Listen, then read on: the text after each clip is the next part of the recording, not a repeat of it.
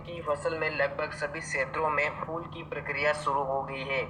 यानी कि अधिकतर किसान भाइयों की सोयाबीन की फसल में अब फूल निकलना शुरू हो गए हैं। सोयाबीन में जब फूल बनना शुरू होते हैं, ये सोयाबीन की सबसे जरूरी अवस्था होती है। इस समय आपको समय समय पर अपनी फसल की देखरेख करना होती है। समय समय पर जिन चीज़ों की सोयाबीन की फसल में ज़रूरत होती है, उनका प्रयोग भी किसानों को करना चाहिए। ऐसे में कुछ ऐसी छोटी बड़ी गलतियां हैं जो अधिकतर किसान भाई सोयाबीन में फूल आते समय कर देते हैं, जिससे फूलों का विकास रुक जाता है, फूल झड़ने की समस्या भी आती है, फल फूल कम संख्या में आते हैं, जिससे पैदावार भी कम निकलती है। इस वीडियो में मैं आपको कुछ ऐसी गलतियां बताऊंगा। अगर ये गलतियां आप सोयाबीन में फूल बनते समय नहीं करते हैं तो निश्चित तौर पर आपकी सोयाबीन की फसल में ज़्यादा से ज़्यादा मात्रा में फल फूल आते हैं और पैदावार भी ज़्यादा निकलती है। इस वीडियो को आखिर तक देखिए। जो किसान हमारे चैनल पर नए हो, चैनल को सब्सक्राइब कर ले, जिससे आगे भी आपको हमारी हर एक नए वीडियो की जानकारी मिलती रहे। किसान भाइयों, सोयाबीन में जब फूल बनना शुरू होते हैं, जैसा कि हमारा JS2034 सोयाबीन है जो आप वीडियो में देख पा रहे हैं, इसमें 30 से 35 दिन के आसपास फूल बनने की प्रक्रिया शुरू हो गई है। किसान भाइयों, जब सोयाबीन में फूल बनना शुरू होते हैं, इस समय पहली गलती अधिकतर किसान भाई करते हैं कि सोयाबीन में खरपतवार नाशक दवाई का छिड़काव कर देते हैं। किसान भाइयों, सोयाबीन में फूल आने से पहले पहले ही आप खरपतवार नाशक का प्रयोग करें। जब सोयाबीन में फूल बनना शुरू होते हैं, इस समय आप किसी भी प्रकार से सोयाबीन में खरपतवार नाशक ना डालें। खरपतवार नाशक से सोयाबीन की फसल को एक झटका सा लगता है, जिससे जो फूल होते हैं उनका विकास रुक जाता है और फूल झड़ने की समस्या भी देखी जाती है। इसलिए यह गलती आप भूल कर भी ना करें। इसके अलावा सोयाबीन में फूल आते समय किसी भी प्रकार से आप यूरिया का प्रयोग ना करें। जैसा कि सोयाबीन की जड़ों में राइजोबियम जीवाणु की गठाने पाई जाती है, जिससे सोयाबीन में नाइट्रोजन की पूर्ति होती रहती है।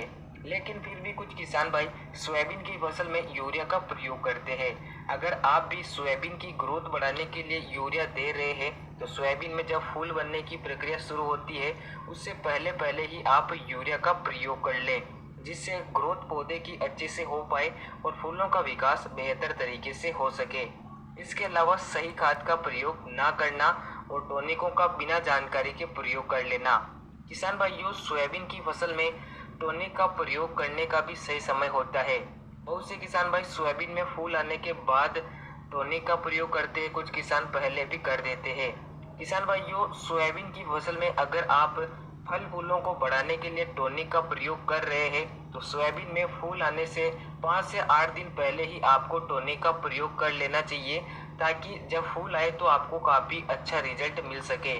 बहुत से किसान भाई सोयाबीन में फूल आने के बाद टॉनिक का प्रयोग करते हैं, जिससे फल फूल अच्छे से नहीं बन पाते हैं और व्यर्थ का हमारा खर्चा हो जाता है।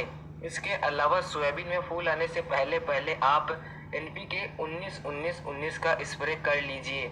इसमें नाइट्रोजन, फास्फोरस और पोटास की मात्रा रहती है, जिससे फसल हरी भरी हो जाती है, बढ़वार व ग्रोथ करने लगती है और पौधे की रुकी हुई ग्रोथ भी धीरे धीरे बढ़ने लगती है। तो ये गलतियां भी आप बिल्कुल भी ना करें। इसके अलावा सोयाबीन में फूल आते समय अगर आपकी फसल में छोटी छोटी इल्लियों का अटैक हो रहा है, तो आप बिना किसी लापरवाही के ही सोयाबीन में इल्लियों को कंट्रोल करने के लिए कीटनाशक का प्रयोग कर लें। किसान भाइयों, इल्लियाँ पौधे के पत्तों पर लग जाती है, लगातार पत्तों को काटती रहती है और जब सोयाबीन में फूल आते हैं तो फूलों को भी काटती है, जिससे फूल झड़ने की समस्या आती है और हमारा पौधा भी रोगग्रस्त हो जाता है। इसलिए आप किसी भी लापरवाही के बिना सोयाबीन में समय समय पर कीटनाशक दवाइयों का छिड़काव करें। शुरुआत में अगर आप इल्लियों का स्प्रे कर रहे हैं तो आप इमामेक्टिन बेंजोएट का प्रयोग भी कर सकते हैं। इसके अलावा सोयाबीन की फसल में कई प्रकार की फंगस संबंधी बीमारियां आती है, जैसे पत्तों का सफ़ेद होना, सोयाबीन में जड़ गलन या पौधे की ग्रोथ रुक जाना, पौधा पीला पड़ना, जिससे सोयाबीन के फूल भी अच्छे से नहीं बन पाते हैं और फल फूल भी कम मात्रा में आते हैं। इसलिए आप जब भी कीटनाशक दवाइयों का प्रयोग कर रहे हैं तो उसी के साथ आप किसी भी बेस्ट टेक्निकल वाली फंगीसाइड का प्रयोग भी जरूर करें, जिससे फसल हरी भरी रहेगी।